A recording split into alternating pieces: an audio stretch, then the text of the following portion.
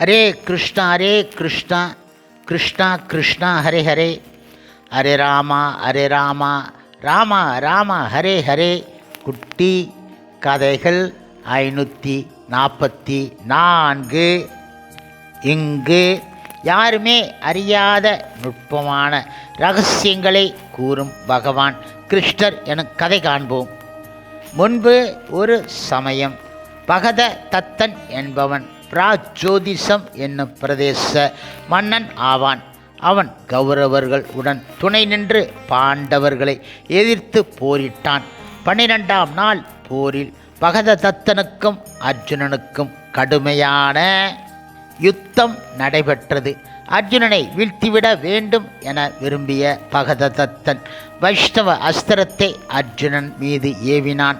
அந்த அஸ்திரம் அர்ஜுனனை வந்து அடையும் முன்பு பகவான் கிருஷ்ணர் அதனை தனது மார்பில் தாங்கிக் கொண்டார்.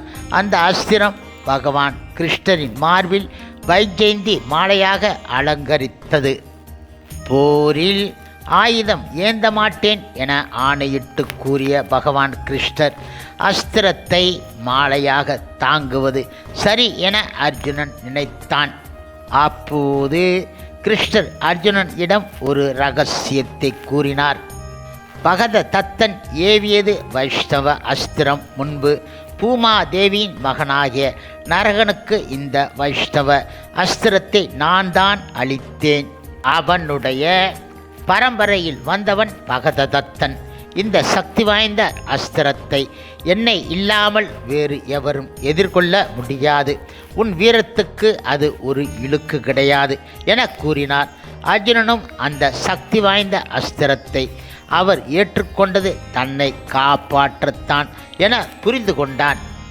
இவ்வாறாக பகவான் கிருஷ்ணர் கூறி மேலும் வகையில் அர்ஜுனனை காப்பாற்றி கொண்டு இருந்தார். இது இப்படியாக இருக்கும் சமயம் பகதத்தன் நரகா அசுரனின் வழியில் தோன்றியவன். இவன் பெருத்த உடலை உடையவன்.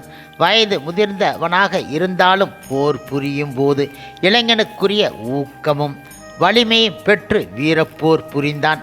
அவன் வைஷ்ணவ அஸ்திரத்தை எய்து அர்ஜுனனை வீழ்த்த எண்ணியது பலன் அற்றதான பின்பு தொடர்ந்து அம்புமலை பொழிந்தான். பகவான் கிருஷ்ணர் பகதத்தன் வீர ஆவேசத்தோடு அர்ஜுனனுக்கும் அவனுக்கும் இடையிலான போர் நீண்ட நேரம் நடந்ததைக் கண்டார். அப்போது பகவான் கிருஷ்ணருக்கு பகதத்தனை பற்றிய இரகசிய விஷயம் ஒன்று அறிவார். அதாவது பகதத்தனின் இமைகளின் மீது சதை வளர்ந்து தொங்குவதால் அவன் அந்த சதையை நெற்றியில் தூக்கி வைத்து ஒரு துணியால் கட்டியிருந்தான். அந்த துணி இல்லாவிட்டால் சதை தொங்கி கண்ணை மறைத்துவிடும். அந்த சமயத்திலே எதையும் பார்க்க முடியாது போய்விடும். பகதத்தனுக்கு இந்த இரகசிய விஷயத்தை பகவான் கிருஷ்ணர் அர்ஜுனனுக்கு கூறினார். அர்ஜுனா, ஒரு அம்பை விட்டு அவனுடைய தலையில் கட்டியிருக்கும் துணியை அறுத்து விடுவாயாக. பிறகு அவன் பார்க்க இயலாதவன் ஆகிவிடுவான் என்றார் அவர். பகவான் கிருஷ்ணர் கூறியதை அர்ஜுனன் நடத்தி காட்டினான். குறிதவராத அர்ஜுனன் அம்பு பகதத்தனின் தலையில் கட்டிய துணியை அறுத்து விட்டது. துணி அகன்றதும் சதை தொங்கிவிட்டது. பகதத்தன் எதையும் பார்க்க முடியாதவனாக தடுமாறினான். அந்த வேலையை பயன்படுத்தி கொண்ட அர்ஜுனன் அம்பு மாறி பொழிந்தான். அர்ஜுனன் தாக்குதலுக்கு எதிராக ஒன்றும் செய்ய இயலாத பகதத்தன் போரில் அடிபட்டு இறந்து போனான். பகவான் கிருஷ்ணனின் கருணையால் அர்ஜுனன் தப்பித்து கொண்டார். இது இப்படியாக இருக்கும் சமயம் குருச்சேத்திர போர் தொடர்ந்து பல நாட்கள் நிகழ்ந்தன. 13ஆம் நாள் போரில் அர்ஜுனன் சப்தர்களுடன் போரிட்டபடியே போர்க்களத்தில் இருந்து வெகு தூரம் சென்றான். அன்று துரோணரின் தலைமையில் கௌரவப்படை பத்ம வியூகமாக அணிவகுத்து இருந்தன. பத்ம வியூகத்திற்கு உள்ளே செல்லும் கலையை அர்ஜுனனும் அபிமன்யும் மட்டுமே அறிந்து இருந்தார்கள். அர்ஜுனன் தொலை தூரத்தில் போர் புரிவதால் தர்மர் அபிமன்யுவை பத்ம வியூகத்தை உடைத்து செல்லுமாறு கட்டளையிட்டார். முழுமுதற் கடவுள் மற்றும் பரமபுருஷ பகவான் ஸ்ரீ கிருஷ்ணரின் தூய பக்தரான அபிமன்யுவுக்கு பத்ம வியூகத்தை உடைத்து கொண்டு உள்ளே புகுவதற்கு தெரியுமே அல்லாமல் அதில் இருந்து மீண்டும் வெளியே வர தெரியாது. எனவே அவன் சற்று தயங்கினான். இதனை அறிந்து தர்மரும் திருஷ்டத்யுமனனும் நகுலன் சகாதேவர்களும் அபிமன்யுவுக்கு தைரியம் கூறினார்கள். அபிமன்யுவுக்கு துணையாக அனைவரும் வருவதாக கூறினார்கள். இப்பொழுது அபிமன்யு துரோணர் வகுத்த பத்ம வியூகத்தை உடைத்து கொண்டு உள்ளே சென்று விட்டான். ஆனால் அவனை தொடர்ந்து வந்த பாண்டவர்களை கௌரவ படை தலைவர்களுள் ஒருவனான ஜெயத்ரதன் தேவர்களால் வழங்கிய அஸ்திரத்தின் மூலமாக தடுத்து நிறுத்திவிட்டான். பத்ம வியூகத்தின் உள்ளே தன்னந்தனியாக சென்ற இளம் வீரன் அபிமன்யு அர்ஜுனனை விடவும் வீரத்துடன் போர் புரிந்தான். அவனை எதிர்த்து போர் புரிய இயலாமல் துரியோதனன், கர்ணன், துரோணர், அஸ்வத்தாமன், துச்சாதன் போன்றோர் வீழ்த்திவிட்டார்கள் கபடமாக.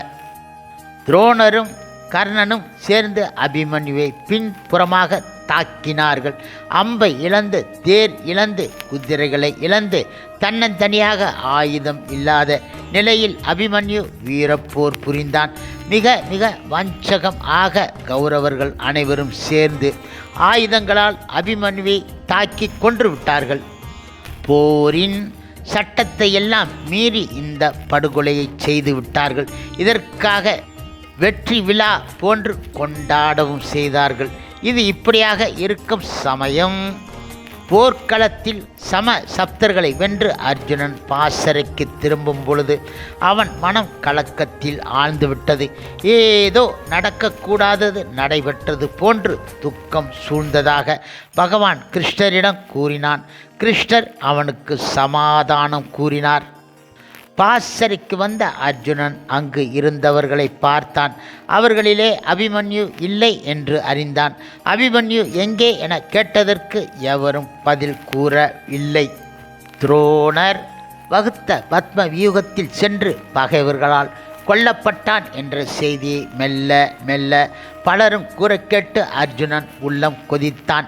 அபிமன்யுவுக்கு துணை புரிய உடன் சென்ற பாண்டவர்களை ஜெயத்ரதன் தடுத்து நிறுத்தியதால் தான் அபிமன்யு கொல்லப்பட்டான் என்று அறிந்து அர்ஜுனன் சபதம் செய்தான். நாளை போர் முடிவதற்குள் ஜெயத்ரதனை வீழ்த்துவேன் என சபதமிட்டான். இல்லாவிட்டால் நான் நெருப்பில் குதித்து இறந்து விடுவேன் என்றான் அவன். மறுநாள் 14ஆம் நாள் போர் துவங்கியது. ஜெயத்ரதனை கௌரவப்படை மிக மிக பாதுகாத்து வந்தது. அர்ஜுனன் வீரமே உருவெடுத்தது போல போர் புரிந்தான். துரோணரையும் கர்ணனையும் துரியோதனனையும் தன்னுடைய பாணங்களால் விரட்டிவிட்டான்.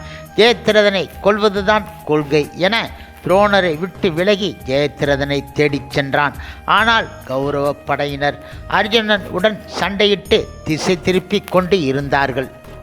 இப்பொழுது அர்ஜுனனுக்கு தேரோட்டியாக இருந்த பகவான் கிருஷ்ணர் இந்த நிலை கண்டு அவர் தமது சக்கர ஆயுதத்தை வரவழைத்து அதனை கொண்டு ஒளிரும் சூரியனை முழுக்க மறைத்து விட்டார்.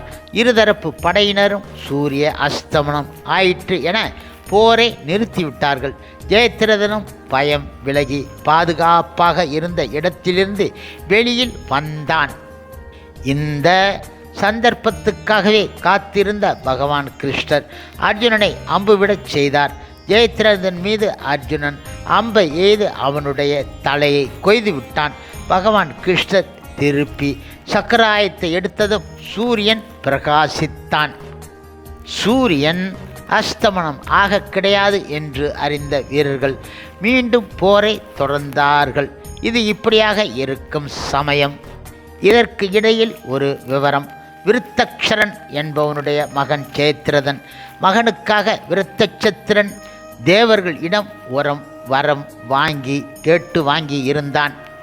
தனது மகன் ஜெயத்ரதனின் தலையை எவன் பூமியில் விழச் செய்கின்றானோ அவனுடைய தலை 100 துண்டுகளாக சிதற வேண்டும் என்பதே அவன் பெற்ற வரமாகும். இப்போது ஜெயத்ரதனை அர்ஜுனன் அம்பு எய்தி கொன்றதும் பகவான் கிருஷ்ணர் இந்த வரத்தை நினைவு கூர்ந்தார். அர்ஜுனன் இடம் கூறி ஜெயத்ரதன் தலை பூமியில் விழாமல் அம்பாள் தடுத்து நிறுத்தச் சொன்னார். அர்ஜுனனும் அம்பினால் ஜெயத்ரதனின் தலை பூமியில் படாதவாறு பறக்கச் செய்தான். ஆகாயத்தில் இப்பொழுது காட்டிலே விருத்தச்சத்திரன் ஓர் இடத்தில் உட்கார்ந்து தியானத்தில் மூழ்கி இருக்கின்றான். அவனுடைய மடியில் ஜெயத்ரதனின் தலை விழும்படி செய் என அர்ஜுனனுக்கு பகவான் கிருஷ்ணர் தனது பிரிய பக்தன் என்ற முறையில் கட்டளையிட்டார்.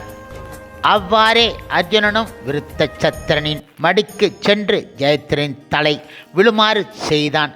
தனது அஸ்திரத்தால் விருத்தச்சத்திரனின் மடியில் ஜெயத்ரதன் தலை விழுந்ததை உட்கார்ந்து தியானத்தில் ஆழ்ந்து இருந்த அவன் அறிய கிடையாது. தியானம் கலைந்தது. விருத்தச்சத்திரன் எழுந்தான்.